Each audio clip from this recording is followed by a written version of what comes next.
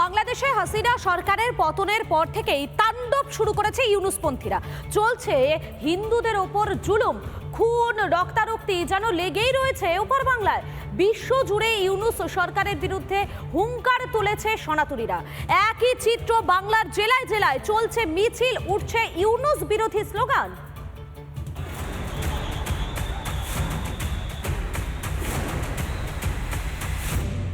পদ্মাপাড়ে হিন্দু নিধন, হিন্দুদের ওপর নির্লজ্জ অত্যাচার চালাচ্ছে ইউনুসপন্থীরা।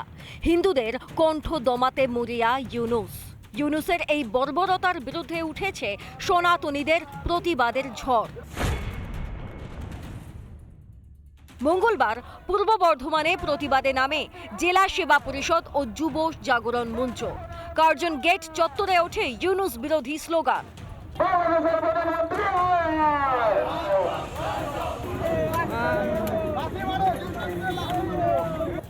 अभी लाल जूता खा रहा है।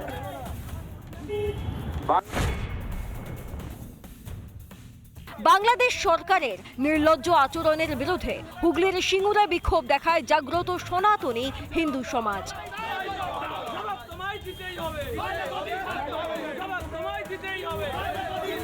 হিন্দুদের উপর যে আক্রমণ, মন্দির ভাঙচুর, ঘর লুটপাট, তারই প্রতিবাদে কিন্তু হিন্দু সমাজের মিছিল সিঙ্গুরে হচ্ছে। দেখতে পাচ্ছে সেই ছবি, সিঙ্গুর বাজার দিয়ে কিন্তু এই মিছিল যাচ্ছে এবং যারা রয়েছে একটু কথা বলবো। আমরা চাই অবিলম্বে এই হিংসা বন্ধ হোক, না হলে আমরা বড় আন্দোলনের দিকে যাব। প্রতিবাদ আজকে পরে রানাঘাট ধানতলা রাজ্য সড়কেও।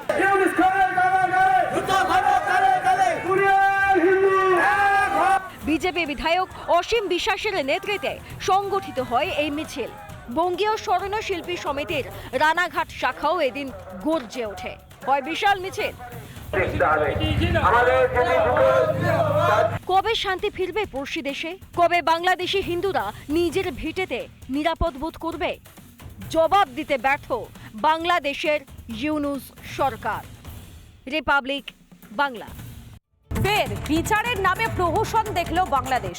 ইউনুসপন্থী আইনজীবীদের উৎপাতে হলো না চিন্ময় কৃষ্ণ প্রভুর জামিন মামলার শুনানি এগিয়ে আনার মামলা। অপরদিকে চিন্ময় প্রভুর জন্য প্রাণপণ লড়াই চালিয়ে যাচ্ছেন বর্ষিয়ান আইনজীবী রবীন্দ্র ঘোষ। তবে দীর্ঘ টানাপোড়েনের পর অবশেষে চিন্ময় কৃষ্ণর সঙ্গে দেখা করতে পারলেন তিনি।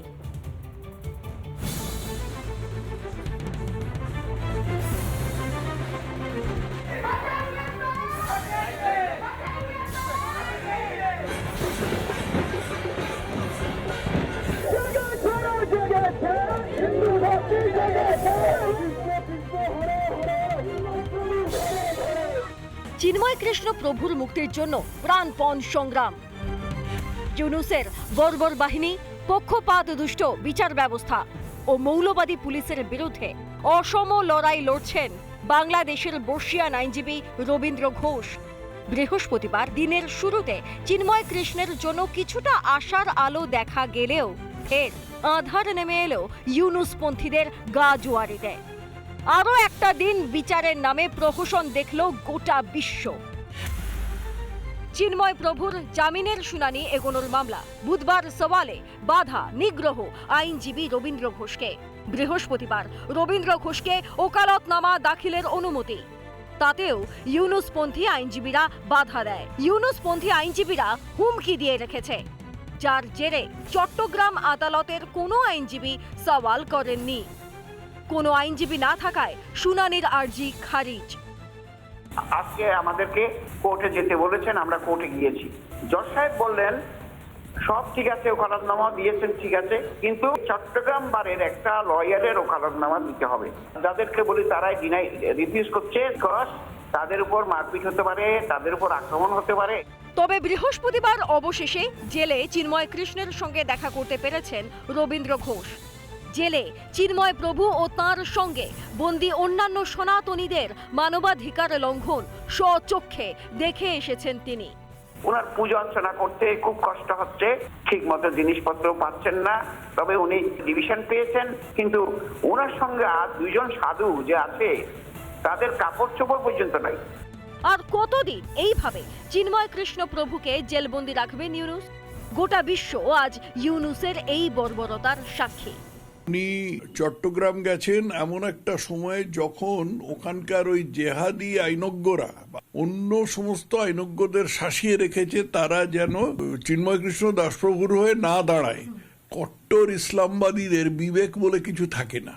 বাংলাদেশের উকিলরা বুঝিয়ে দিল যে তারা আইনের প্রতি তারা দায়বদ্ধ নন, তারা মৌলবাদীর কাছে দায়বদ্ধ।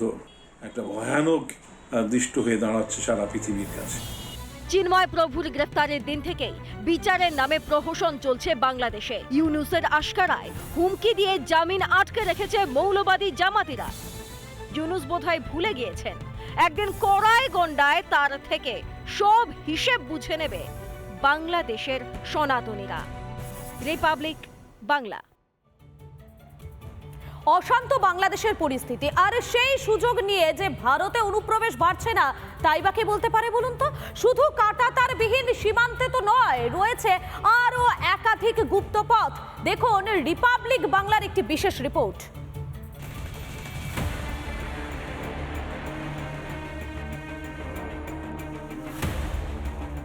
ভারত বাংলাদেশ সীমান্ত।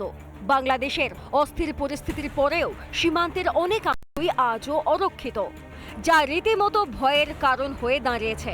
দেখুন সেই ছবি। এই মুহূর্তে আমরা যে জায়গাটা দাঁড়িয়ে রয়েছি সেটা ভারত বাংলাদেশ আন্তর্জাতিক সীমান্ত রেখার একটা অংশ। দিকে কাঁটাতার ভারতের দিকে, এবং অন্য দিকটা হচ্ছে বাংলাদেশ, কার্যত ঢিল ছোড়া দূরত্বে। সন্দেহ তৈরি হচ্ছে, কারণ এই বাংলা দিয়েই রোহিঙ্গা বা অনুপ্রবেশকারীরা দেশের বিভিন্ন প্রান্তে ছড়িয়ে পড়েন। বিএসএফ মোতায়েন রয়েছেন। বিএসএফ জওয়ানরা দিন রাত এক করে বিভিন্ন সীমান্ত অঞ্চল পাহারা দিচ্ছেন।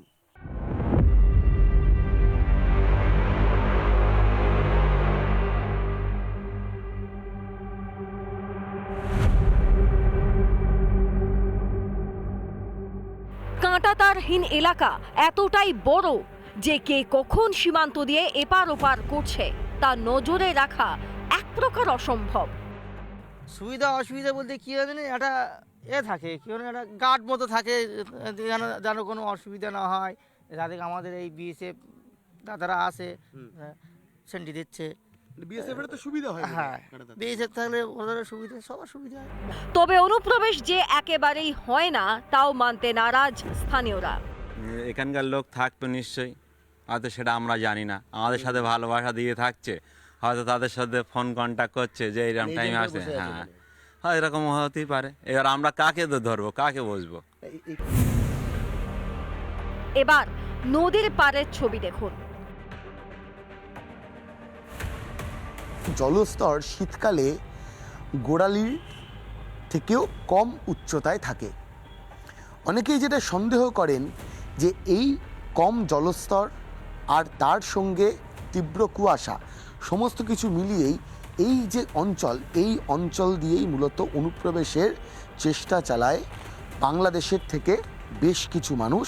তার পাশাপাশি রোহিঙ্গারাও এইভাবেই কিন্তু এই যে জঙ্গল আর প্রায় শুকিয়ে যাওয়া খাঁড়ি, সেই খাঁড়ির মাধ্যমেই বাংলা হয়ে ভারতে অনুপ্রবেশের চেষ্টা চালায়। হ্যাঁ, এই লুকিয়ে এখন আমাদের এখানে যায় না, মানে অন্য জায়গা থেকে তো ঢুকছে। ও ভিতরের যে ওদিকে যখন খোলামেলা সেখান থেকে জাতি পারে, এখান থেকে যায় না। যদি পুরোটা কাঁটাতার দিয়ে দেয়, সরকার যদি দিয়ে দেয়, তাহলে তো এটা তো বন্ধ। এটা বন্ধ একদম খোঁজারাঙা। খোঁজারাঙা বন্ধ আছে, তারে কাটা না, এখানেই শেষ নয়। সীমান্তে অনুপ্রবেশ আতঙ্ক একাধিক জায়গায় ছড়িয়ে ছিটিয়ে রয়েছে। তার মধ্যে অন্যতম হলো খাঁড়ি। ভাঙা নৌকা দিয়েও হয় পারাপার। দেখুন এই মুহূর্তে রিপাবলিক বাংলা যেখানে রয়েছে, এই ধরনের পরিত্যক্ত নৌকা একাধিক জায়গাতে দেখতেও পাওয়া যায়। অনেকেই সন্দেহ করছেন যে এই ধরনের যে সমস্ত জলপথ বা খাঁড়ি রয়েছে, সেই খাঁড়ির মাধ্যমেই বাংলাদেশ থেকে ভারতে বাংলার মাধ্যমে অনুপ্রবেশের চেষ্টা চালায় সন্ত্রাসবাদী, মৌলবাদী, রোহিঙ্গা অনুপ্রবেশকারীরা। সূর্য ডোবার পর এই জায়গা অনুপ্রবেশের জন্য যে খুব ভালো একটা উপায়, সেটা নতুন করে বলার অপেক্ষা রাখে না। এত কিছুর পরেও আজও অরক্ষিত পশ্চিমবঙ্গ। জমি জটে আটকে সীমান্তের কাঁটাতার দেওয়ার কাজ। চোখে আঙুল দিয়ে দেখিয়ে দেওয়ার পরেও কি টনক নড়বে না রাজ্য প্রশাসনের? ভিডিও জার্নালিস্ট মেহরাজ আলীর সঙ্গে ভাস্কর বসু, রিপাবলিক বাংলা। নানা ধরনের কন্টেন্ট দেখার জন্য লাইক করুন, শেয়ার করুন আমাদের ফেসবুক পেজ, সাবস্ক্রাইব করুন আমাদের ইউটিউব চ্যানেল। পাশাপাশি অন্যান্য ব্রেকিং নিউজের জন্য অবশ্যই চোখ রাখুন রিপাবলিক বাংলায়।